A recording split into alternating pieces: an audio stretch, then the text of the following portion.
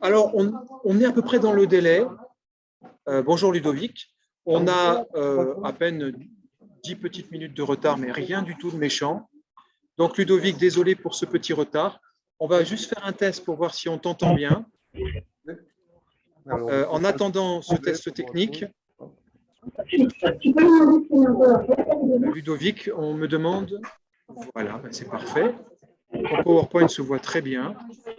On va essayer de monter le son de notre côté. Est-ce que c'est possible de parler, me demande-t-on? Oui, c'est possible de parler. Donc voilà, dernière présentation de la journée qui, j'espère, clôturera bien ce séminaire. Est-ce que c'est bon au niveau du son? On a un petit problème avec le son. On ne t'entend pas, Ludovic. Ah, pourtant mon micro est activé. Je ne sais pas si vous m'entendez correctement. Est-ce que quelqu'un l'entend? Retour sur l'ordi.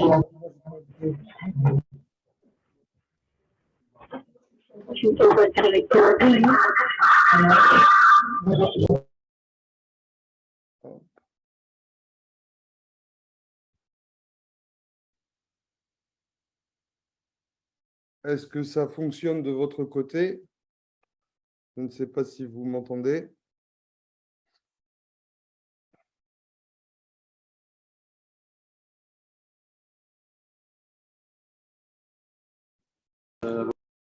En distance, on t'entend, Ludovic, c'est possible de parler, on essaye de… En distance, c'est bon. J'ai entendu qu'on m'entendait bien à distance sur la visioconférence. Je ne sais pas ce que ça donne dans la salle. Ça va aller.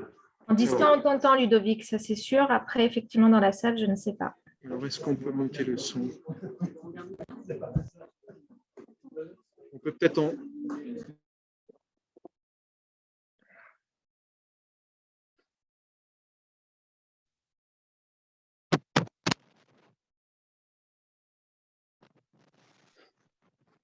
Moi, j'entends plus ce qui se passe en salle. Je ne vous entends pas. Je ne sais pas. Hop.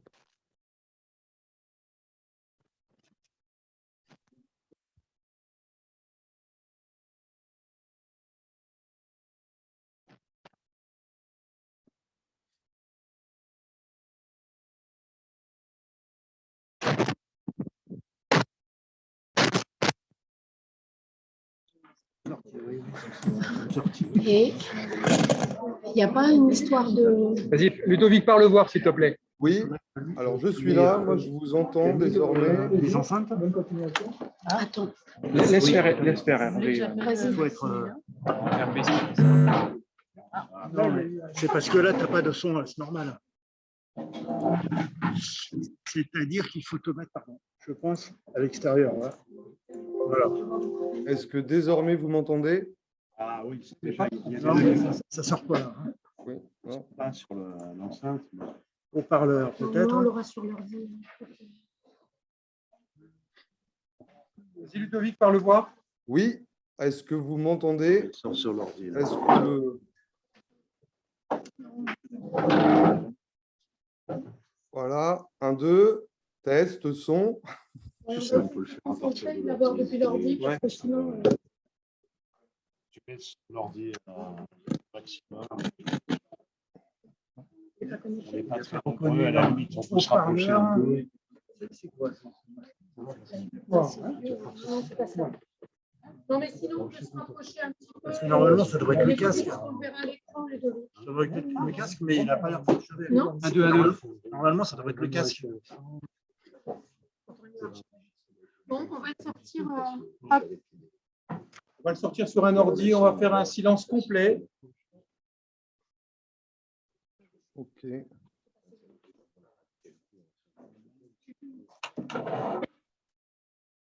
On a essayé de régler le son, Ludovic, ça devrait pouvoir aller. OK, je peux essayer de parler un petit peu fort. Je ne sais pas si ça fera une grande différence. Tu l'as ouvert sur le site? Ça se trouve, on peut en mettre 2, 3 haut-parleurs en même temps. Ça ne marcherait pas? Oui, c'est ça, non? On va faire des essais. Oui, mais tu vas.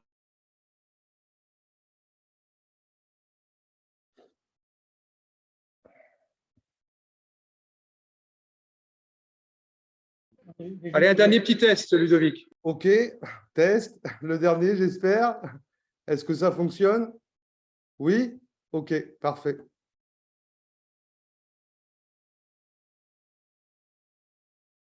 Donc voilà, alors moi, je ne sais pas où vous en êtes en salle parce que j'ai plus de retour son. Du coup, je démarre. C'est bon, je peux y aller? Oui, tu peux y aller, tout va bien pour nous. OK, parfait. Merci. Donc, bonjour à tous. Donc, voilà, dernière petite présentation du jour. Je vais vous présenter le projet Medipat, qui a traité des enjeux expérientiels de l'utilisation de l'IA dans un cabinet d'anatomocytopathologie. Alors, le terme est un peu barbare, je vais revenir un petit peu dessus derrière. Ce projet de recherche s'est déroulé entre fin décembre et début 2020, au tout début du Covid. Donc, le protocole expérimental a dû être quelque peu adapté.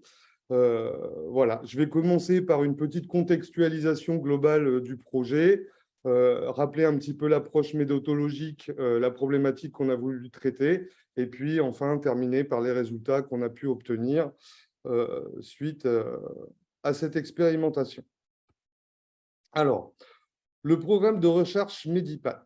Donc, une recherche en infocom au sein d'un cabinet d'anatomocytopathologie. L'anatomocytopathologie, c'est la discipline de la médecine qui traite de l'analyse des cellules et notamment des biopsies lorsqu'il y a des prélèvements qui sont demandés par des praticiens en cas de suspicion de cancer ou suite à une opération chirurgicale, etc. Donc, c'est vraiment des médecins à part entière dont le travail, en fait, qui ont la particularité de ne pas forcément voir de patients, mais qui vont analyser et mener un diagnostic sur des tissus et des cellules prélevées. La problématique qu'on avait à traiter pendant ce projet portait sur les transformations du travail d'analyse diagnostique des tissus prostatiques. Pourquoi un travail particulier sur le tissu prostatique? Puisque vous allez le voir, on était dans une démarche un petit peu expérimentale d'intégration de l'IA sur des pratiques prudentielles et le tissu prostatique est un tissu assez simple à analyser avec un nombre de pathologies associées qui est relativement faible comparé à d'autres organes du corps humain. Le contexte, c'est l'intégration d'un logiciel d'accompagnement au diagnostic qui est basé sur une intelligence artificielle. Je vais développer un petit peu après cette partie-là sur l'IA, mais ce n'était pas le centre de notre recherche. Et l'idée, c'était de voir un petit peu quel était l'impact de l'intégration de cette IA au niveau de l'expérience des médecins et au niveau de l'activité, voire de l'organisation du travail d'analyse diagnostique. Ce protocole a été mené sur une durée de 6 mois. Et comme je l'ai dit en intro, un petit peu impacté par le confinement lié à la pandémie et le Covid-19. Alors, pour reprendre un petit peu sur le contexte général, on assiste aujourd'hui à un déploiement rapide des technologies liées à la big data et notamment à l'IA dans le domaine de la santé. Cette recherche s'inscrit complètement dans cette mouvance. Et notamment se pose la question de l'intégration de ces technologies dans des pratiques routinières, c'est-à-dire dans des pratiques instituées où on va traiter des cas réels et où grand nombre en fait, de spécialités de la médecine vont avoir recours à des logiciels, à des solutions informationnelles qui se basent sur l'IA. Cela est particulièrement vrai au niveau de toutes les spécialités qui appuient leur diagnostic sur une analyse visuelle. Le traitement automatique des images, grâce aux technologies du deep learning et du machine learning, est devenu aujourd'hui assez efficace. Et l'ensemble de ces algorithmes et de ces solutions sont aujourd'hui récupérés par différentes spécialités de la médecine pour être intégrés dans le travail du diagnostic. Alors, je peux citer pour exemple, mais ce ne sera pas exhaustif, tout ce qui est radiologie.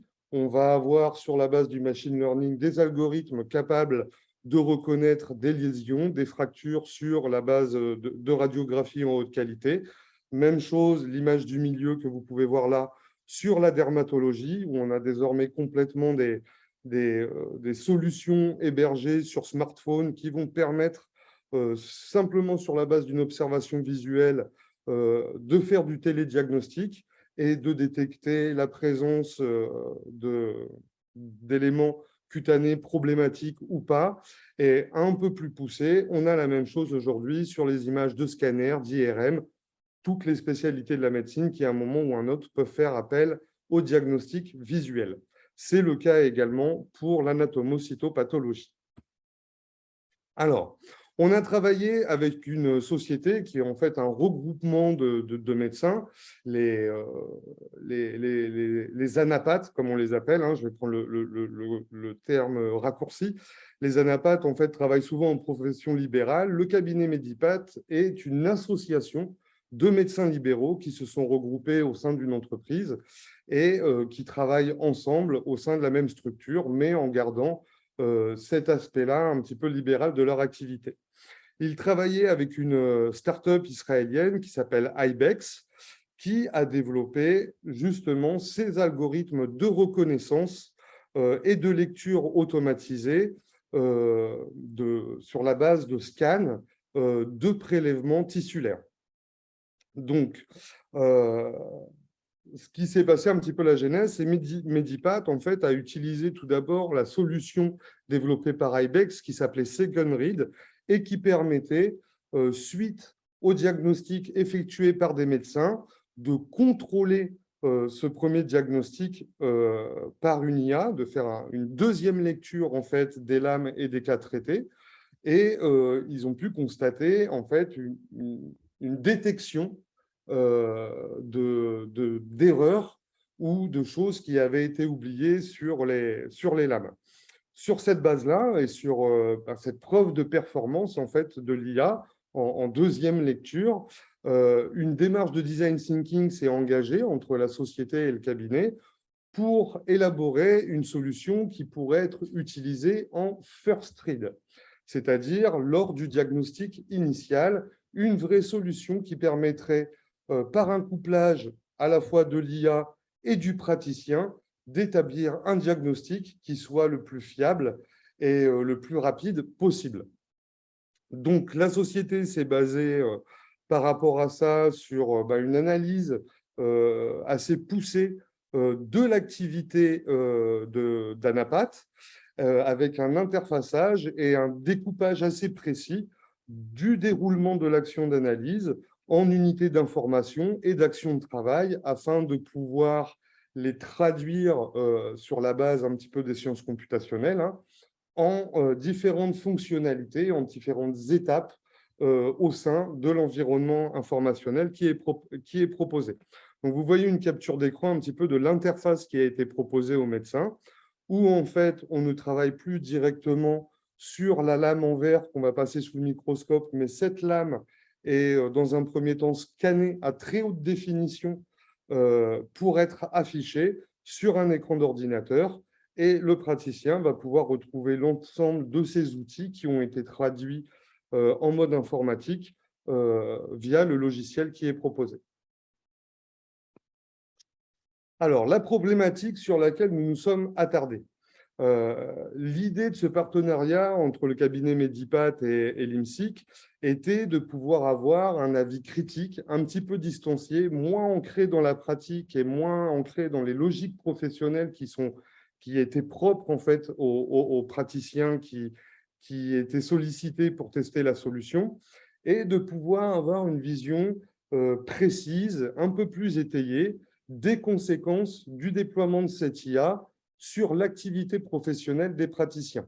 On a voulu analyser comment cette IA a mené des transformations au niveau affectif, des transformations psychocognitives et voire pragmatiques au niveau du travail d'analyse, et comment ces transformations étaient vécues par les médecins, est-ce qu'elles étaient voulues, subies, etc., en bien sûr les intégrant à un contexte et à des phénomènes de rationalisation organisationnelle, soit comme état ou soit comme processus. Hein. Je rappelle là à Bouillon qui a très bien traité ces problématiques de technologie qui viennent impacter l'organisation et l'activité.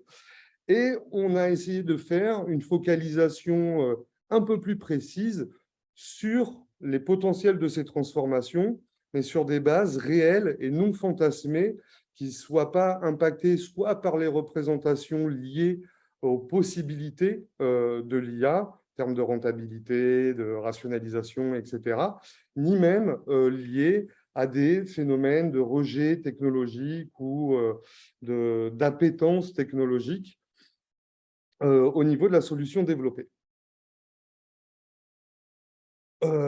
Pour répondre à cette problématique, on a sollicité des bases théoriques et une méthodologie qui s'appuie sur la notion d'expérience vécue.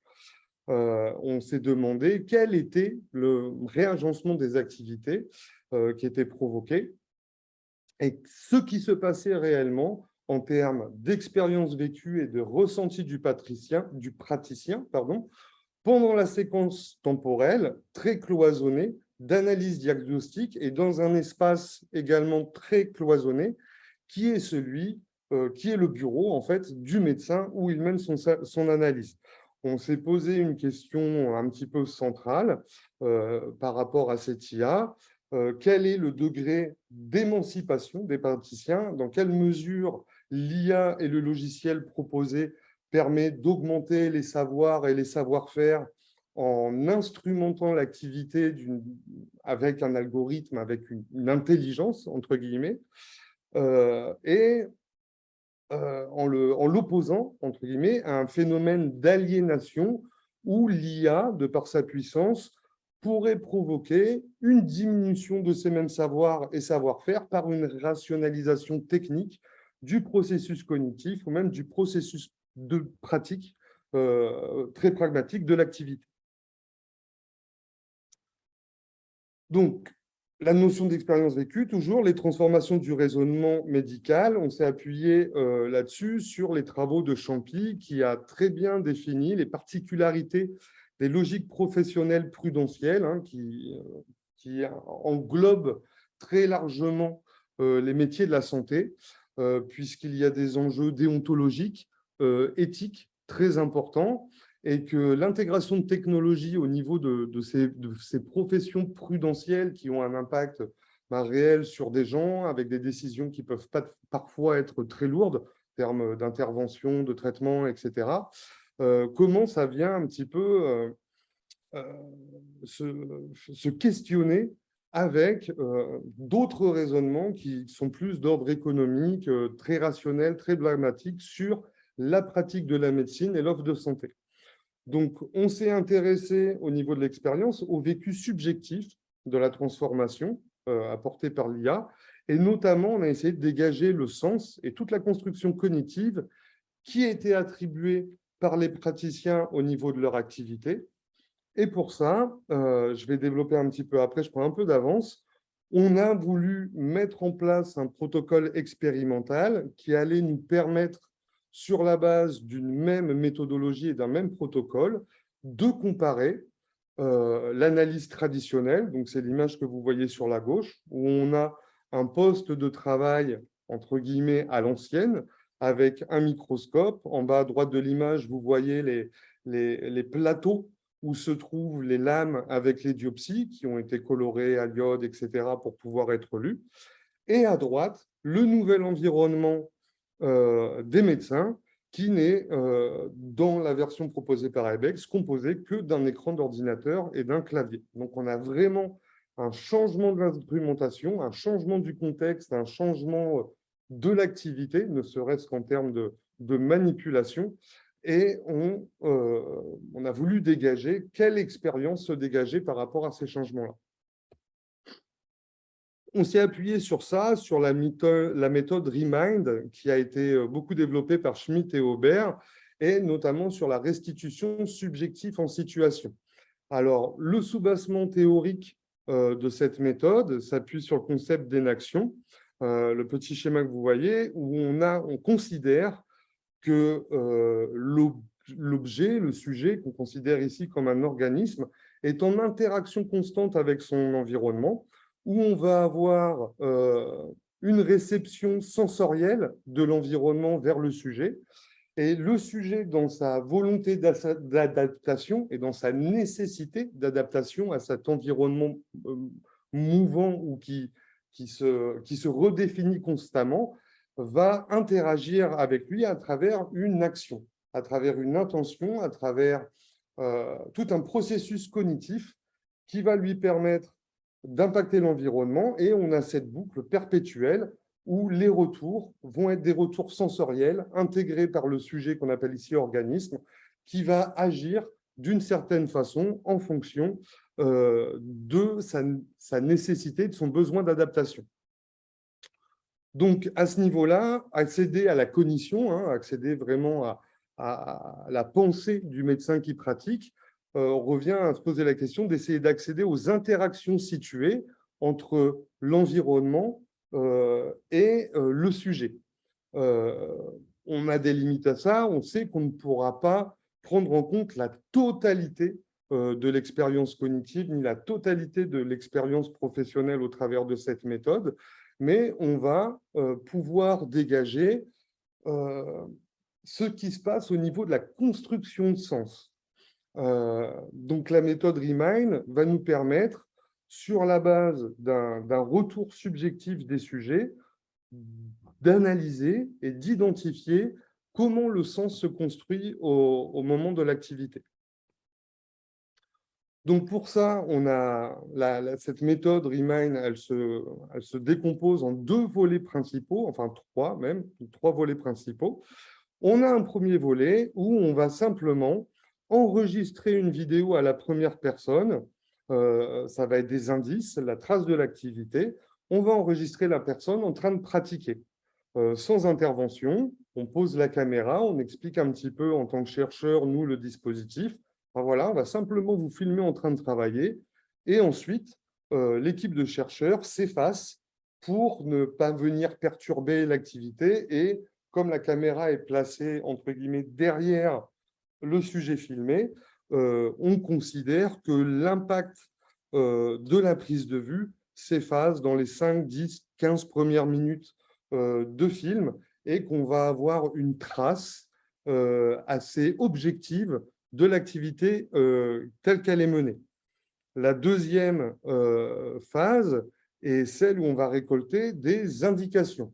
Dans un temps très court, suite à l'enregistrement de la vidéo, on va soumettre la vidéo qui a été filmée auprès du praticien qui vient d'être filmé et on va lui demander de commenter l'ensemble de ce qui s'est passé, l'ensemble de ce qu'il est possible de voir sur cette vidéo.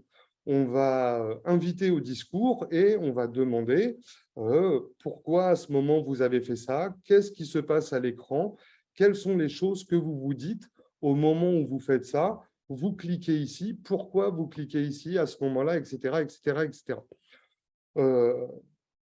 Cette phase-là est enregistrée au niveau de l'audio et on va avoir un corpus qui est constitué de l'ensemble des verbatims de tous ces discours de restitution d'un point de vue subjectif dans un temps très court, juste après l'action qui est menée. Donc, au niveau du protocole expérimental, nous, on a fait 3 séquences de captation de 8 médecins. Ce qu'on a appelé le T0 est une première séquence de captation avant le déploiement de l'IA. On a voulu pouvoir établir un état zéro de l'activité en faisant ce protocole, en exploitant ce protocole expérimental, avant même que la solution ne soit intégrée à la pratique des médecins. Ensuite, nous avons répété ce protocole au moment du déploiement de la solution, quasiment je crois que dans le mois qui a suivi l'intégration du dispositif au sein du cabinet. Donc, on était vraiment dans une phase expérimentale, une phase d'appropriation, de questionnement. Et nous avons refait ce protocole dans un temps un peu plus long, après quelques semaines d'utilisation un peu plus routinière en fait, du logiciel, pour essayer d'avoir des résultats qui correspondraient à une analyse de la situation stabilisée de l'utilisation de la solution proposée par IBEX. Et enfin, nous avons essayé de consolider un petit peu nos résultats, et j'anticipe un petit peu sur après, mais de limiter certains biais qu'on a pu avoir dus à la situation de Covid, avec un focus group pour présenter nos résultats préliminaires à l'ensemble des médecins qui ont travaillé avec nous et pour pouvoir les discuter et formaliser de façon un peu plus précise ce qui s'était passé en termes de modification de l'activité, etc. Donc, il y a un petit tableau qui reprend. Hein, on a un volet d'observation, analyse tissu prostatique au microscope, on filme les vidéos, on enregistre le contenu audio au moment de la restitution subjective et ensuite, on dépouille les verbatims récoltés, le corpus récolté, en différentes catégories, je vais y venir après, selon le signe hexadique qui a été développé par Tereau. Voilà, on a refait ça 2 fois pendant la séquence et la séquence 3, le focus.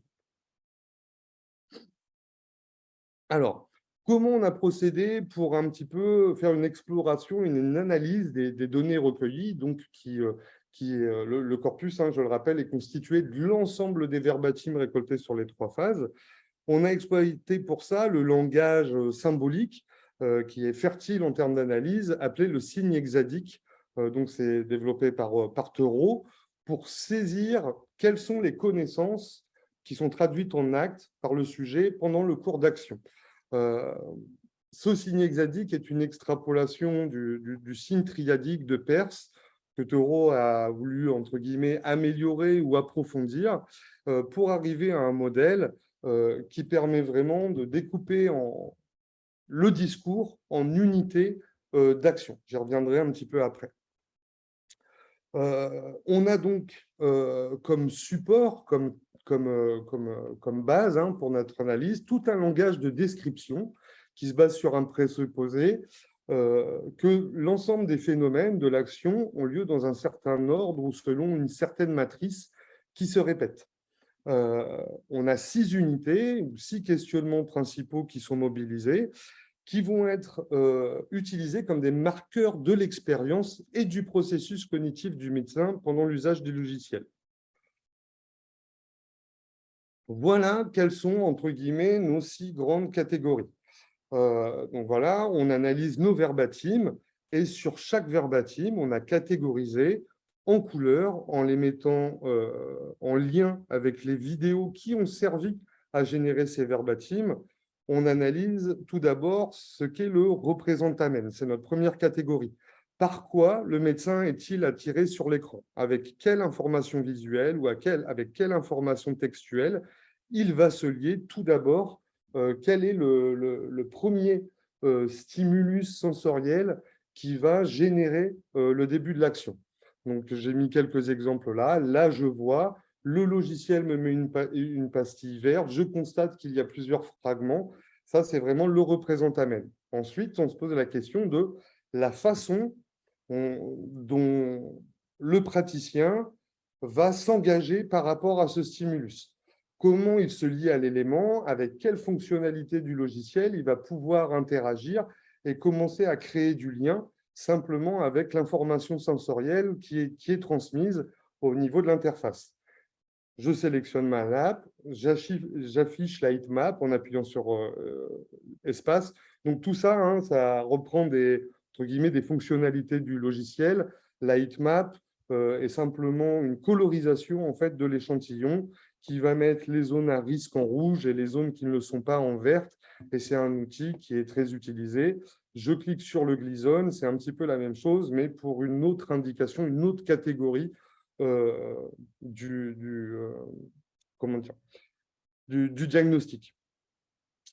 Ensuite, on va essayer de capter dans les verbatims comment le médecin va anticiper ce lien au représentamen.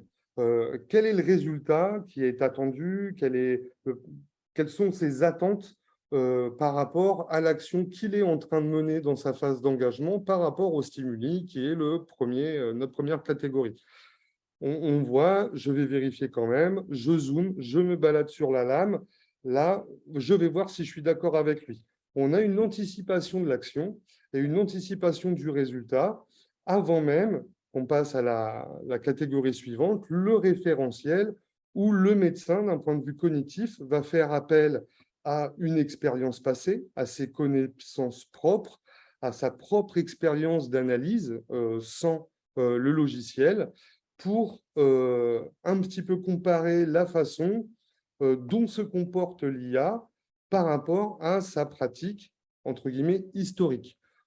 Et on voit qu'on a pu constater qu'on avait énormément d'éléments qui faisaient rappel à un référentiel passé de l'analyse. On regarde comme au microscope, même si on est sur un écran, c'est exactement le même mouvement de balayage où je vais pouvoir zoomer, dézoomer, me déplacer sur ma lame.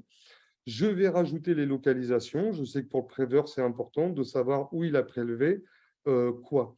Et en fait, ça, c'est des indications qui n'apparaissent pas, qui ne sont pas générées par l'IA, mais que le médecin, sur la base de son expérience et de son expérience personnelle, considère comme important pour le médecin qui aura demandé l'analyse du tissu. On voit comment tout cela s'intègre à l'unité du cours d'expérience d'analyse du médecin. On est vraiment dans une phase de recherche. On doit établir un diagnostic et on a essayé d'identifier également les indices qui nous permettaient de savoir quel était l'état d'esprit du médecin à ce moment-là. Et là, notre rôle de chercheur est assez important puisque ce n'est pas forcément quelque chose qui vient naturellement. Et parmi les questions de relance, qu'on avait pendant la restitution subjective au niveau des verbatims et des choses exprimées. La question « Quel est votre état d'esprit ?» à ce moment-là, à quoi vous pensez, font partie des relances qui sont revenues le plus souvent, puisque c'est presque les moins naturels dans cette activité très professionnelle, au final. Et enfin, on va identifier dans chaque trace de discours quel est l'interprétant, c'est-à-dire quelle est la décision, l'arbitrage final du médecin dans ce rapport sensoriel enfin, qui joue entre la réception sensorielle et l'action sur le logiciel pour arriver au diagnostic final et à l'établissement d'un diagnostic qui va en fait être transcrit sur la feuille qui va retourner à la personne qui a prescrit l'analyse.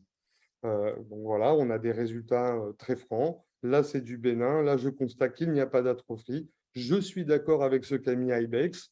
On voit qu'il y a un petit glissement. Il y a presque un dialogue qui s'instaure entre le logiciel qui s'appelle... enfin, Ibex, c'est le nom de la société, mais enfin, il y avait tout ce référentiel à la solution qui, au moment de l'interprétation, revenait constamment. Là, je vous mets simplement un exemple de la façon dont on a travaillé sur la même base du code de couleur. C'est simplement un extrait. On a fait ça sur l'ensemble des verbatims et comment on a travaillé pour analyser. Donc, je suis dans un cas vert. Là, c'est vraiment l'élément auquel se lie le médecin. C'est le représentamen, l'engagement. Je commence par regarder les spots bénins, les spots verts. En un coup d'œil, je vois que le grossissement est bon, etc., etc., etc. Ensuite, le référentiel, j'en choisis un et je me balade sur la lame. Là, c'est vraiment une référence à la pratique telle qu'elle était instituée avant l'intégration du logiciel. Pour faire un check, pour vérifier, en fait, là, c'est vraiment le phénomène d'attente. Pourquoi je fais ça à ce moment-là? Qu'est-ce que j'attends de cette manipulation-là? Je m'oblige à regarder toute la lame. Là, on est vraiment dans l'unité du cours d'action, puisque le but, c'est d'établir un diagnostic et que je suis dans une activité prudentielle, donc il faut que je sois prudent. Et tout au long de mon travail diagnostique, il faut que je vérifie. Et enfin, en bleu, j'ai bien vérifié que c'était bénin, il n'y avait pas de cancer, je peux cocher les autres items. Et là, on est vraiment dans l'interprétant, dans la décision finale. Alors, au niveau des enjeux expérientiels, par rapport à tout ce travail effectué sur les verbatims, sur l'ensemble du corpus, on a pu définir des grandes catégories sur l'expérience des médecins dans ce protocole.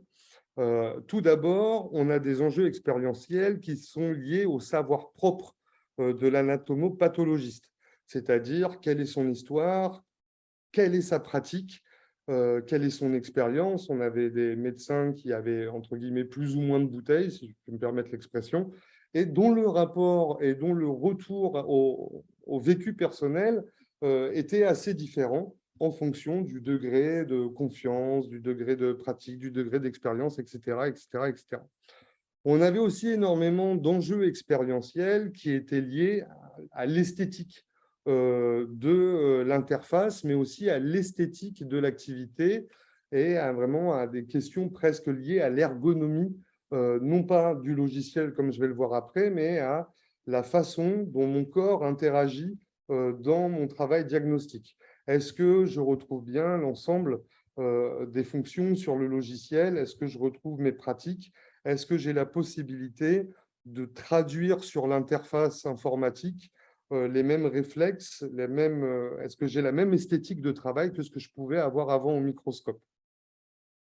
Donc là, c'est toutes les références, on a pu identifier ça grâce à toutes les références qui étaient faites en lien avec la pratique traditionnelle que je vais opposer ici à cette nouvelle pratique instrumentée par le logiciel.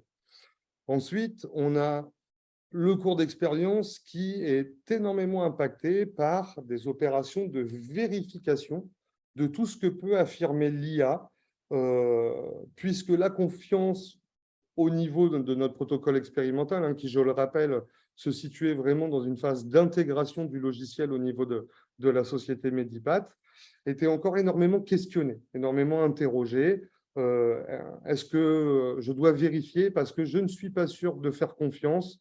Je dois vérifier parce que même si potentiellement les travaux statistiques qui ont pu démontrer la pertinence de l'IA dans l'analyse des biopsies m'invitent à avoir confiance en elle, mon expérience personnelle doit me confirmer cette confiance que je peux avoir en l'outil que j'utilise. Donc voilà, énormément de vérifications. Il m'a mis qu'il y avait du cancer, mais je vais vérifier quand même. Il m'affiche 3 fragments. Bah, moi, je trouve ça un peu bizarre par rapport à l'image que je vois, donc je vais recalculer. La longueur du prélèvement ne me semble pas adaptée par rapport à mon expérience, etc., etc., etc. Et enfin, un cours d'expérience énormément impacté aussi, là, des questions d'ergonomie du logiciel.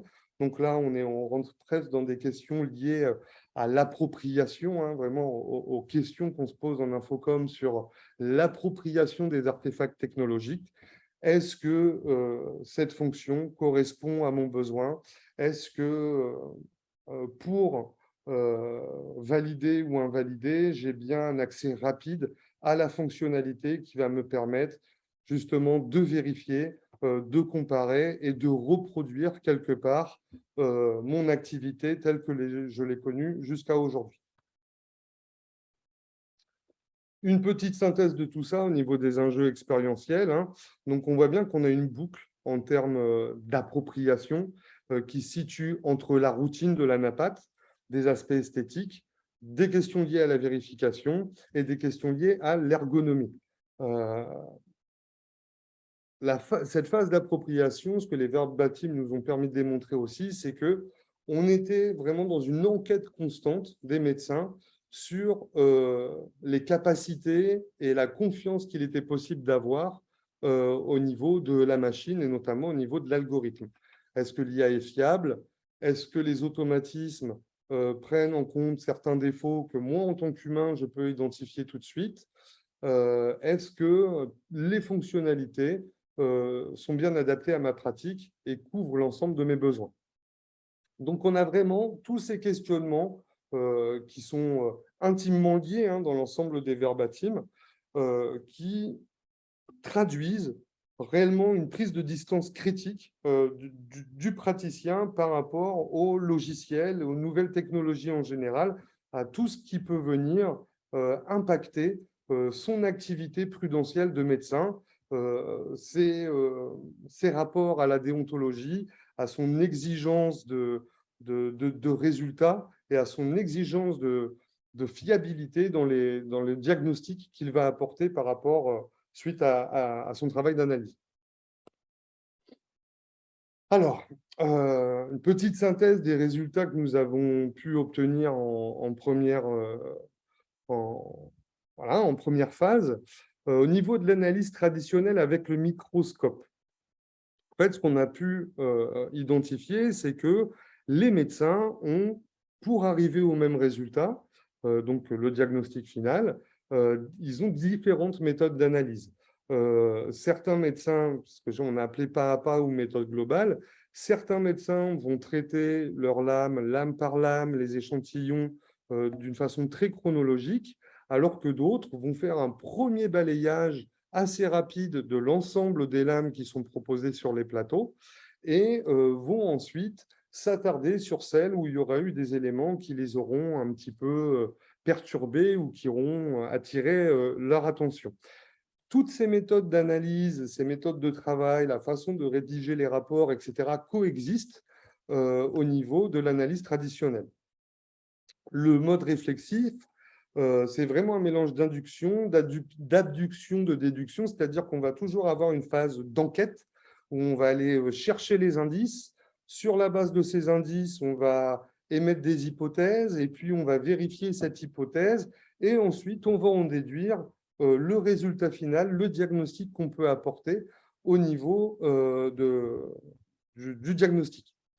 Et enfin, on a un vocabulaire entre les médecins. Là, on a fait aussi, sur la base de nos verbatims, des analyses lexicales un petit peu plus traditionnelles sur les expressions, le vocabulaire qui était utilisé. Et on voit que ce vocabulaire-là est assez varié et que les mêmes pratiques, entre guillemets, sont décrites de façon assez différente avec des champs lexicaux qui peuvent parfois être très différents. Au niveau de l'analyse avec l'IA, on constate d'entrée de jeu, dès la première phase, en fait, dès l'introduction du logiciel en quelques semaines, enfin, dans la phase de recueil de données qu'on a fait quelques semaines juste après l'introduction du soft dans la société, une re-rationalisation de ce travail d'analyse et une uniformisation des pratiques. C'est-à-dire que le logiciel a un petit peu guidé la pratique des médecins selon la logique qui était la sienne et qu'on a un petit peu une uniformisation où on a les différences de pratique s'estompent un petit peu au profit de la méthode qui est proposée et prescrite quelque part par l'environnement fourni par IBEX. On constate également que le logiciel prolonge les habitudes de travail des médecins. Ça, on a pu l'expliquer aussi par le travail de design thinking. En fait, le logiciel a été produit et les fonctionnalités imaginées pour s'ancrer dans une prolongation de ces habitudes. Et donc, il est normal que, c'est un constat unanime, que ces habitudes de travail puissent se prolonger, même via l'utilisation de l'interface. On a pu voir que le cours de l'action du diagnostic n'est pas en rupture totale avec le cours de l'action traditionnelle. On suit à peu près le cheminement. On a le même lien aux indices, le même lien aux représentamènes, le même lien au niveau de l'engagement, une intégration de tout ça dans le même cours d'action avec un but final qui est définir l'interprétant, donc de faire le diagnostic. En revanche, ce qu'on a pu démontrer également, c'est un glissement au niveau du mode réflectif et de la cognition qui s'opère dans ce travail diagnostique.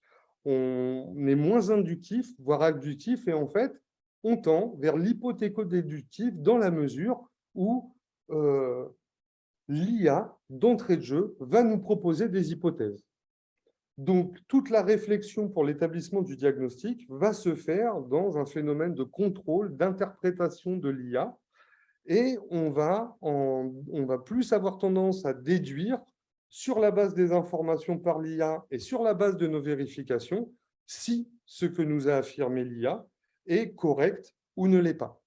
Et donc, les médecins passent beaucoup moins de temps dans cette phase instrumentée sur la recherche de nouvelles traces. On se concentre sur les traces et sur les signes qui auront déjà été identifiés par l'intelligence artificielle.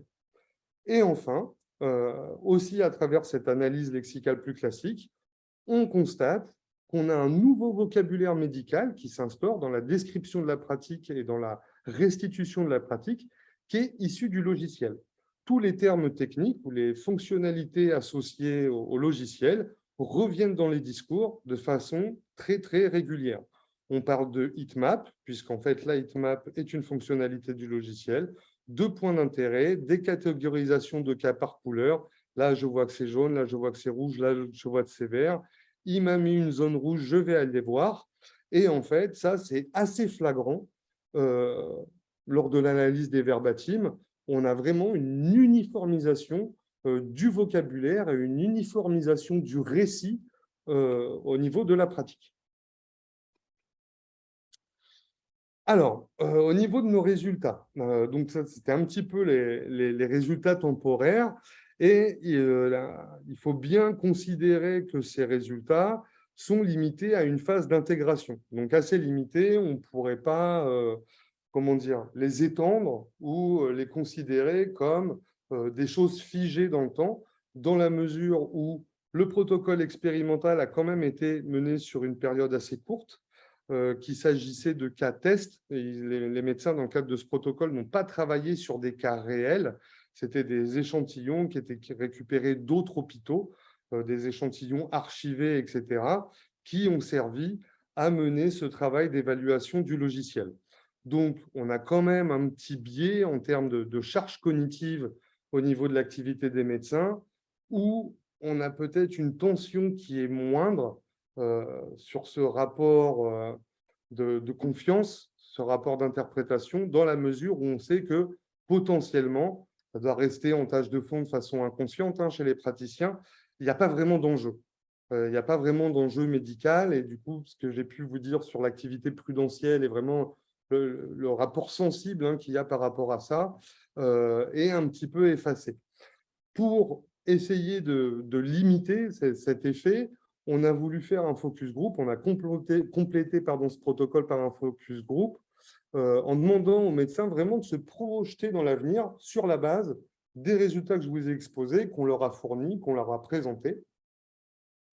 Et ça a pu nous permettre de confirmer, d'atténuer, d'affiner un petit peu l'ensemble de nos résultats sur toujours cette base-là de ressenti assez subjectif des médecins par rapport à l'expérience qu'ils avaient vécue.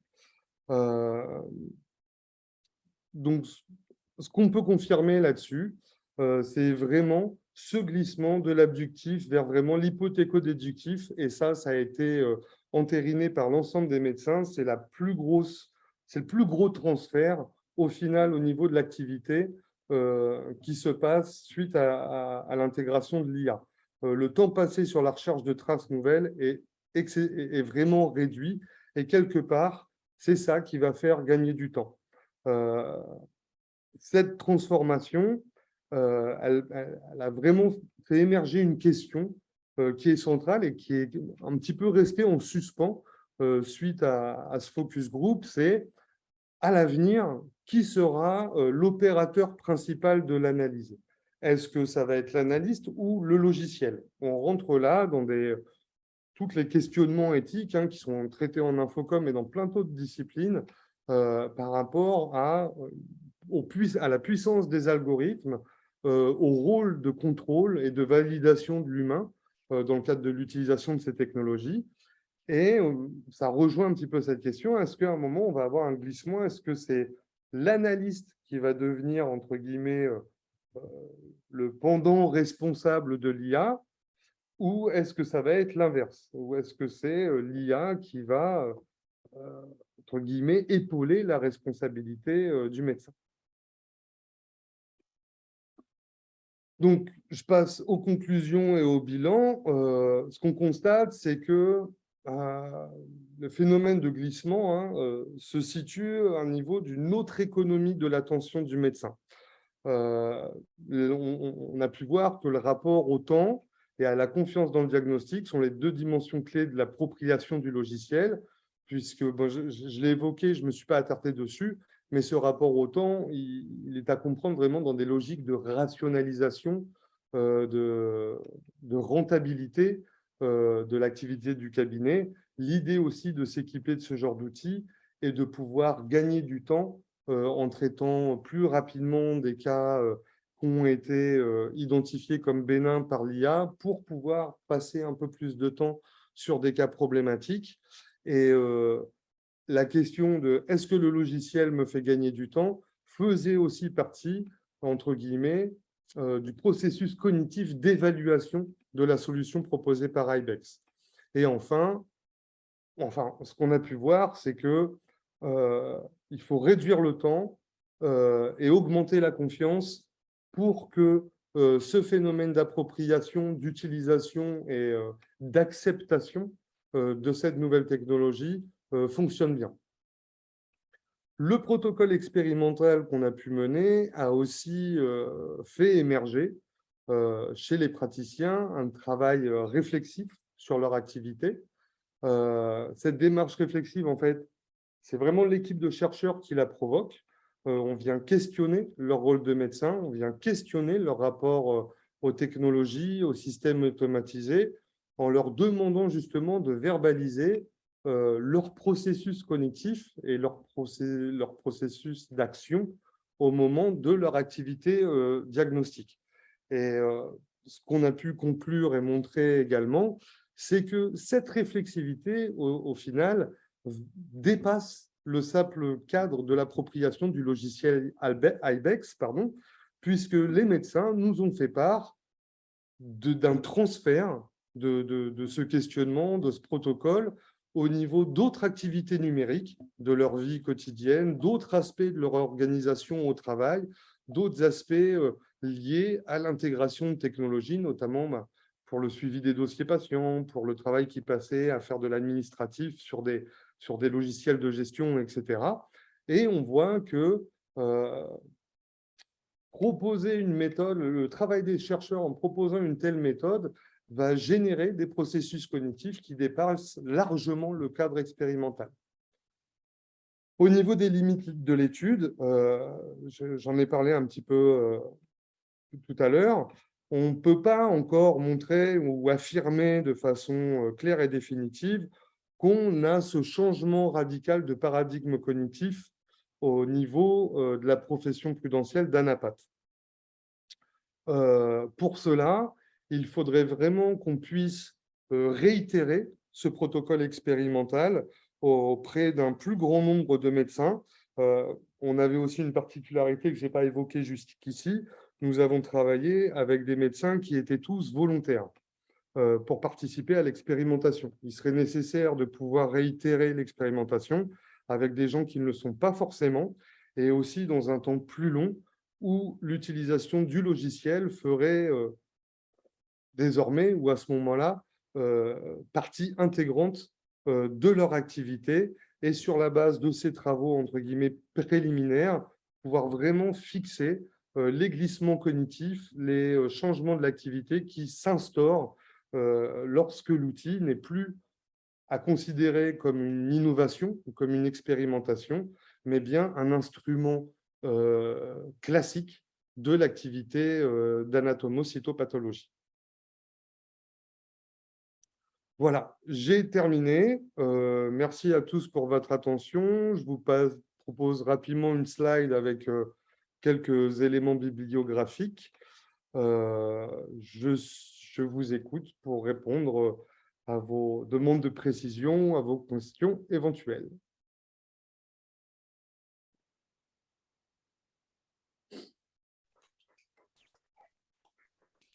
Voilà. Alors, je n'ai pas de son. Je ne sais pas ou s'il n'y a pas de questions, etc.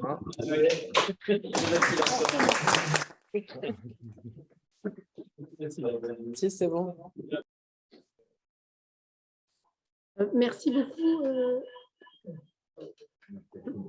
Merci beaucoup, Ludovic. On va pouvoir poursuivre nos échanges, mais comme il est de coutume, si Pascal,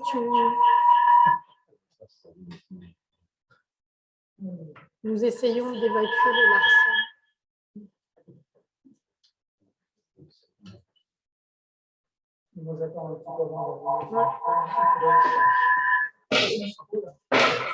Voilà, c'est bon. On va, comme il est de coutume, demander à notre grand invité rebondir ou Oui, quelques commentaires avant oui, normalement, ça devrait passer. Par contre, on n'a pas forcément de retour encore. Il faudra gérer un peu ça. Merci beaucoup, hein. C'est extrêmement intéressant comme immersion dans une innovation vers des dispositifs d'IA en santé. Moi, je me disais, on a affaire finalement à des protocoles verbaux de description d'activité.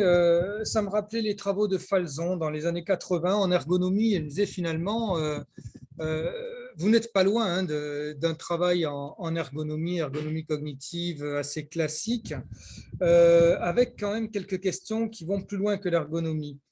Et notamment les dernières questions que vous avez posées qui dépassent simplement comment dire, les ajustements entre la pratique professionnelle et l'évolution des outils, mais qui posent des questions sur l'organisation de l'activité et les représentations qui s'en dégagent, y compris dans l'analyse globale du système de santé et des attentes qu'on peut en avoir. Mais moi, j'avais plusieurs questions qui sont des questions vraiment de détail, mais une première, c'était, vous avez donc une grille d'analyse de ces protocoles verbaux en différentes catégories que vous avez très très bien illustré. Est-ce que vous avez mis ça en parallèle, en traitement avec ce que j'appellerais des métadonnées, c'est-à-dire des caractéristiques des gens? Est-ce que vous avez essayé de comparer l'investissement de ces différentes catégories chez différents types de médecins en fonction de leur ancienneté, de leur expertise, éventuellement de leur formation, de leur service? Est-ce que vous avez essayé de mettre en relation ça, ou est-ce que c'est la recherche de ce qu'on appelle en ergonomie un script comportemental, c'est-à-dire vers une construction de représentation? Ça, c'était une première question. Et puis peut-être, je ne vais pas tout dire parce que j'aimerais laisser quand même la parole à d'autres, mais peut-être une question sur deux choses que j'ai peut-être trouvées contradictoires, mais parce que peut-être qu'elles ne s'appliquent pas aux mêmes choses, qui est d'un côté la variation du lexique des médecins quand ils s'expriment, et de l'autre côté l'uniformisation au niveau d'un lexique procédural. Il me disait, j'ai entendu les deux choses, alors est-ce que ça se rapporte à deux choses différentes, à deux objets différents, ou est-ce que ça se rapporte peut-être à une évolution, c'est-à-dire est-ce qu'il n'y aurait pas, quand on parle de variation du lexique, c'est généralement qu'on est en situation de pré-apprentissage. L'apprentissage conduit à l'harmonisation des lexiques, et surtout en médecine. En médecine, le jargon médical marque l'acquisition d'un certain niveau de compétence et donc l'apprentissage. C'est très rare les médecins qui varient sur leur niveau lexical. Donc là, c'est quand même quelque chose d'intéressant de montrer qu'il y a une variation. Alors, est-ce que cette variation, elle doit être référée à la tâche elle-même, c'est-à-dire à l'outil d'IA qui fait qu'il y a un sentiment d'étrangeté et donc on est obligé de faire appel à un autre lexique que celui qui est acquis par apprentissage, et du coup il y a une variation.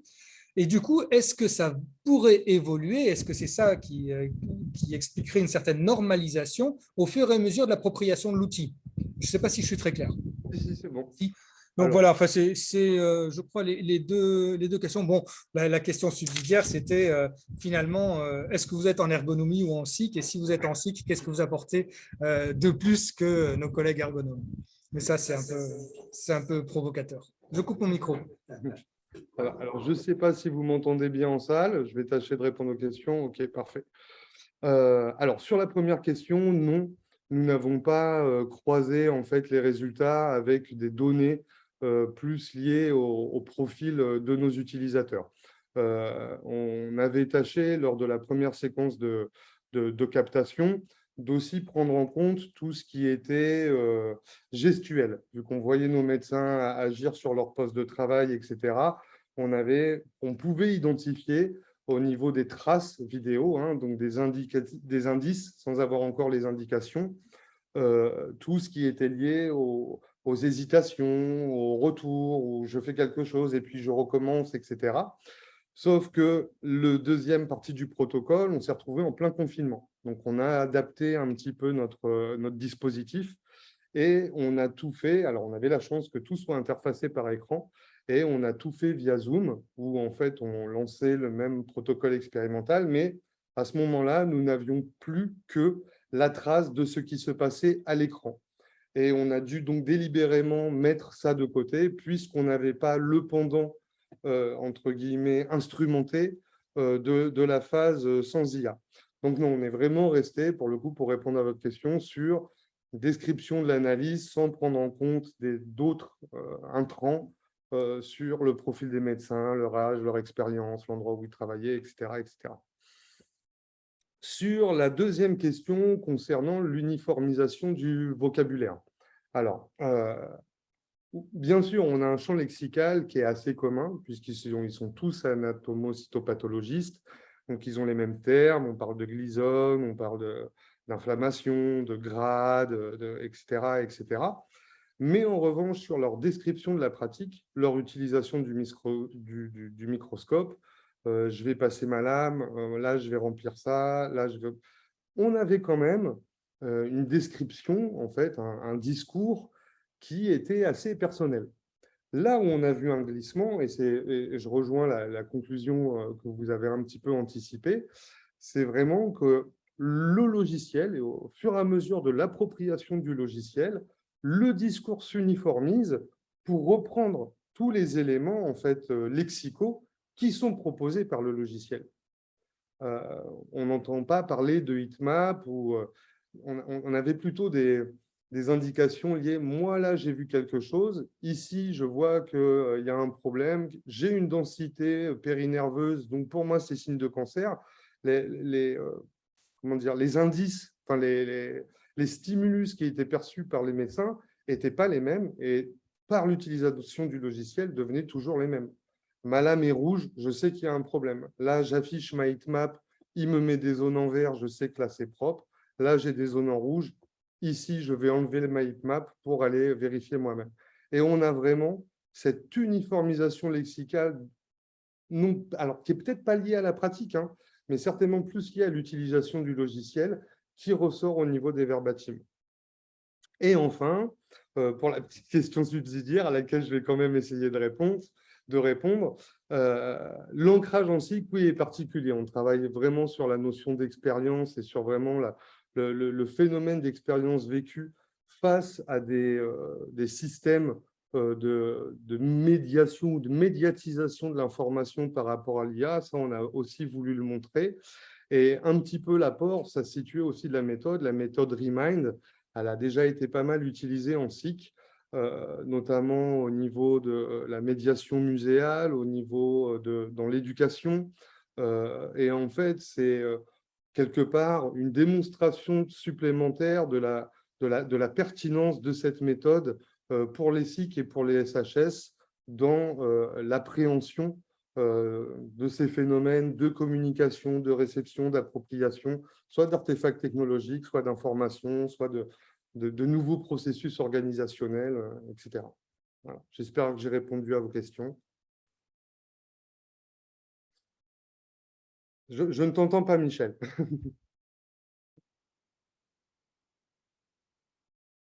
À la question de Pascal, je vais répondre ce que je dis souvent, puisque je l'ai affirmé haut et fort, et même dans un article. La troisième question que tu as posée, je sais que ça choque encore un certain nombre de mes collègues quand j'ai parlé que les SIC pouvaient avoir une habilitation à être aussi placés du côté des sciences de l'ingénieur soft. Et je pensais à l'ergonomie, au design, des choses comme ça, surtout par rapport maintenant à toute cette question de l'emprise des technologies dans la société, quoi. En fait, je crois on n'est pas des ergonomes, ça certainement pas. On ne remplace pas l'apport des sciences ergonomiques, mais on est capable d'avoir des protocoles, des démarches qui s'apparentent et qui empruntent avec notre originalité, puisque tu as vu que la méthode Remind, c'est une méthode qui a été vraiment développée, pensée au sein du SIC, hein, Schmitt, etc. Les travaux et les articles qu'on a publiés autour de l'expérience, elles ont été vraiment, on avait à un moment une forte concordance avec le laboratoire de Visu, des gens de paragraphe, qui travaillaient tous, hein, il y avait une famille un peu autour de ça. Et donc, voilà, c'est l'idée la seule différence, c'est que nous, on part vraiment d'un substrat SHS, c'est-à-dire qu'on part vraiment de postulats et d'un substrat SHS, et on décline des méthodologies, des approches qui s'apparentent et qui s'inspirent d'ailleurs des protocoles des ergonomes, du côté du UX design, des designers ancien et moderne. Voilà, donc je pense que c'est ça. Mais ça fait encore problème un peu en cycle. J'ai des collègues qui sont un peu choqués par cet aspect-là. Sur le deuxième versant, si tu veux, il y a une acculturation. Alors, une acculturation, on est arrivé dans une phase où il y avait déjà eu un processus de conviction. C'est-à-dire qu'ils étaient convaincus que l'IA, là, avait vraiment, je vous contredis, hein, Ludo, hein, avait déjà une efficacité en termes de repérage, diagnostic, dans toute la phase, si tu as vu, de l'arrivée vers le diagnostic. En plus, on est sur une population très homogène, c'est-à-dire qu'ils sont tous vraiment issus un peu des mêmes backgrounds, formations, etc. Et puis, ils sont en plus dans un collectif. Donc, si tu veux, c'est ça qui peut créer aussi, si tu veux, ce petit hiatus que tu as noté. Et puis, le dernier point, si tu veux, ça renvoie vraiment aux travaux qui se font dans l'axe 3. Un autre point que je voulais développer, parce que cette recherche-là, elle est intéressante par rapport à d'autres choses qu'on fait avec Memantop sur l'Alzheimer, avec d'autres approches autour de l'IA. Ludovic est engagé dans un projet IDIL, qui est un projet de formation, une grosse plateforme d'apprentissage, dans lequel il y a une dimension vraiment de jumeaux numériques avec tout un transport de la formation à distance. Didier travaille quand même sur des protocoles expérimentaux qui s'affinent de plus en plus. Je crois qu'on a creusé un sillon, là. Il va falloir qu'on valorise sans doute encore plus autour, nous, du côté de Toulon, de expérience et acculturation. Enfin, c'est vraiment. Et Didier, sur des phénomènes par rapport à la santé, montre par le protocole quand même très, très affiné les processus d'influence, les processus de, si tu veux, d'action, d'influence, d'action, mais aussi d'action qui peuvent être aussi dans des changements de pratiques, etc. Je pense qu'on a un matériel assez fort, d'ailleurs, sur l'acculturation numérique. Je travaille maintenant directement avec Cerisier à Techné sur un projet. On a 12 ans. 12 ans, je vais sortir, là, on va pouvoir sortir une compilation d'enquêtes et d'études pour montrer un peu ce cheminement de l'acculturation. Et je crois que ce qui est important, c'est qu'on retrouve finalement derrière des méthodologies qui soit s'apparentent à de véritables protocoles expérimentaux, de l'autre côté, quelque chose qui est vraiment centré autour de l'expérience, la notion d'expérience. Et qu'est-ce qu'on voit à chaque fois? Que quand on est face à des rapports comme ça de transformation dans le domaine de la santé, de la culture, parce qu'on a aussi un peu travaillé sur la culture, l'éducation et de la formation et des apprentissages, c'est l'importance qui se dessine pour éviter peut-être l'écueil ou le travers que soulignait Ludovic, c'est-à-dire est-ce que c'est finalement l'appareillage qui va faire et l'homme va devenir finalement le compagnon ou l'accompagnement de l'appareillage, ou est-ce que l'homme a toujours, ou la femme, la maîtrise sur l'appareillage? Ce qu'on voit qui peut permettre d'être une troisième voie au milieu de tout ça, c'est l'importance que toutes ces évolutions liées à des technologies numériques ou des appareillages ou de l'IA, etc., on voit là ce qui est en train de se passer dans l'IA éducation. Je suis sur un projet là, actuellement qui vient de se terminer, un GTNU. C'est impressionnant les enjeux qui se dessinent derrière. Mais aussi les confusions, les déterminismes, etc. C'est la réflexivité. C'est-à-dire qu'à chaque fois, acculturation, expérience, tous les travaux que mènent Marie-Pierre et Didier, le rôle du chercheur à ce moment-là, ça peut être d'être un catalyseur et un déclencheur de réflexivité. Et c'est la réflexivité qui permet justement, sans doute, d'être je dirais, un levier contre cette surdétermination de l'appareillage technique. Qu'on retrouve en ergonomie. On retrouve en ergonomie. Absolument. D'où la boucle. Voilà. Juste une petite question. Oui, juste pour dire que Didier, c'est gentil, mais il y a aussi Oui, oui. Marie-Pierre, je pense à tout le Pascal, et puis maintenant, il y a la relève qui arrive. Oui, bien sûr. Bon, et puis, voilà, je l'oublie encore. Plein de gens avec les doctorants qui travaillent aussi avec vous, bien sûr. Oui, une petite question de l'ordre. Tu m'entends, Ludovic? Oui, je vous entends. Une petite question purement pragmatique et matérielle. C'était une demande, je pense, d'un industriel au départ, si j'ai bien compris. Non, le collectif de médecins lui-même, Medipat, avec, si tu veux, la société, Convex, qui… Vous me répondez si vous voulez ou pas, c'est juste une curiosité. Sur le plan déjà des résultats, est-ce qu'ils étaient satisfaits de l'enquête? Ouais. Et puis, deuxième point, sur le plan business. Est-ce que c'est un secret ou pas? Ou est-ce que vous pouvez nous parler un peu de comment se passe la collaboration? Tu n'as pas vu le film qu'on a mis en ligne? J'en ai Il y vu a un un film qui a petit été au produit. début. Hein? Ça parle pas de business. Non, ça ne parle pas de business. Est-ce que c'est quelque chose de secret ou alors Tu veux dire, est-ce qu'il y a un modèle Alors, non, est-ce que en gros on peut en parler. c'est le genre de contrat qui éventuellement m'intéresserait. C'est rémunéré. Est-ce que ça vaut le coup sur le plan financier? C'est pas tant la somme que.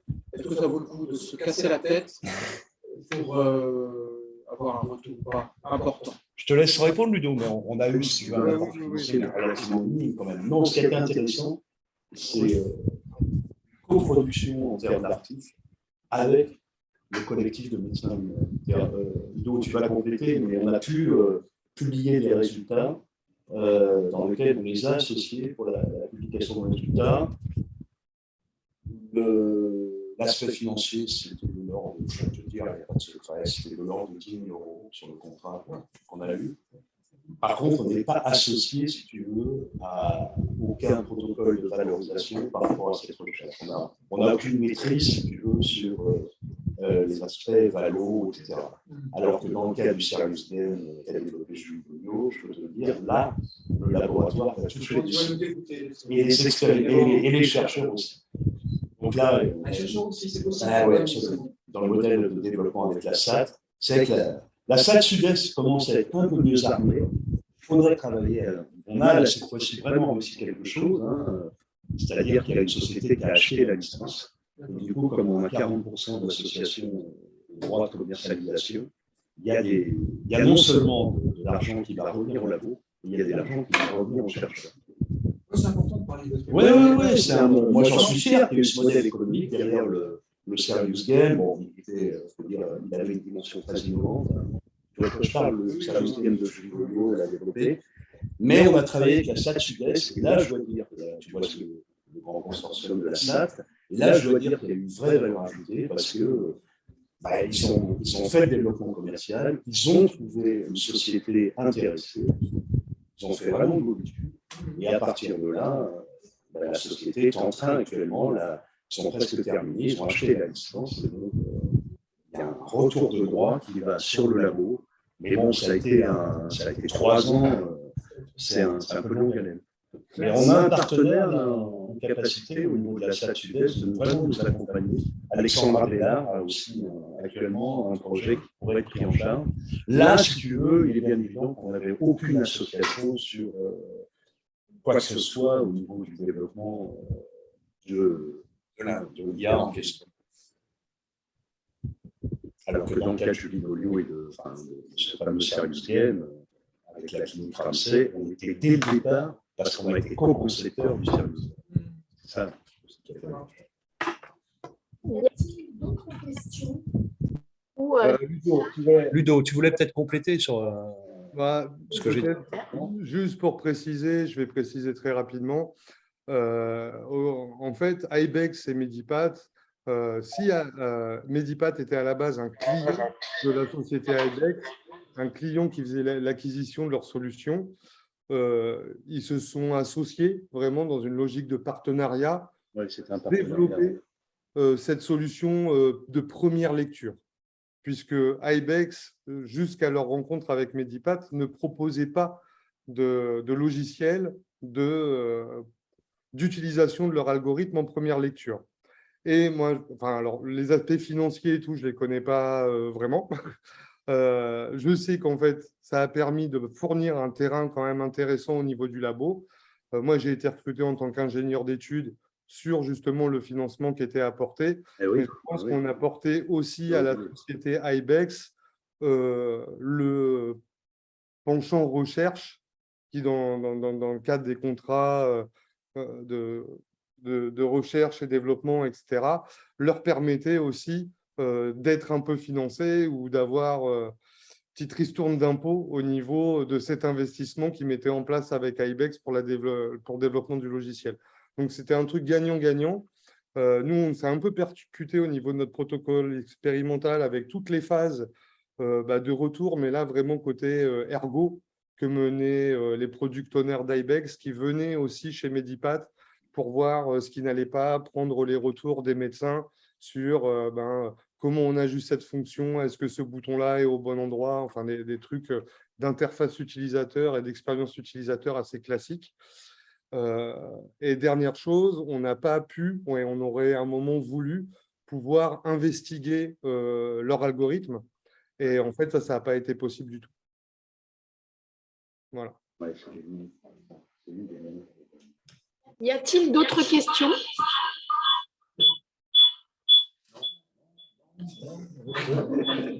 En même temps, on ne les entend pas bien, les noms. Hervé, vas-y. Oui, bonjour. Merci Ludovic pour ta présentation. Alors moi j'avais déjà une remarque concernant donc les résultats que vous avez obtenus. Apparemment donc vous avez remarqué que les médecins finalement faisaient totalement confiance finalement aux éléments détectés par l'IA. Ils ne faisaient plus la démarche de détecter par eux-mêmes les traces ou les indices sur lesquels ils allaient fonder leur diagnostic. C'est bien ça, tu confirmes? Alors, je ne serais pas aussi Alors, on ne catégorique. t'entend pas là. Ah ouais. Je ne serais pas aussi catégorique que ça. On a un certain glissement. Disons que ce n'est pas que le médecin va plus se référer aux traces, c'est qu'il ne va plus aller les chercher lui-même.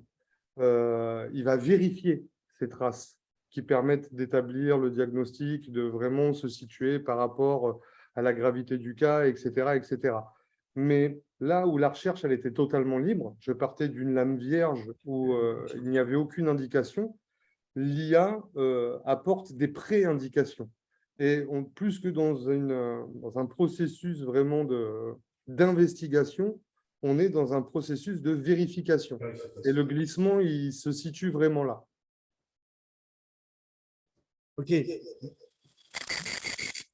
Mais donc, a priori, ils font confiance à la phase de détection qui est réalisée par l'IA, puisque eux-mêmes, ils ne le font plus. Ils vont faire une vérification, mais est-ce qu'ils vont, en parallèle au départ, est-ce qu'ils ont fait une démarche, on va continuer à analyser comme on faisait avant et on va vérifier qu'il y a une convergence. D'accord. Okay. Pendant toute une phase, qui a été la phase d'intégration, pré-intégration d'IA, ils ont continué à faire comme ils faisaient avant, c'est-à-dire même s'il y avait une prédétermination par l'IA, ils allaient quand même, ils retournaient aux souches initiales et ils refaisaient quand même tout un travail jusqu'à ce qu'ils soient sûrs, l'ayant fait plusieurs fois et ayant été plusieurs à le faire, que véritablement, il n'y avait pas de problème.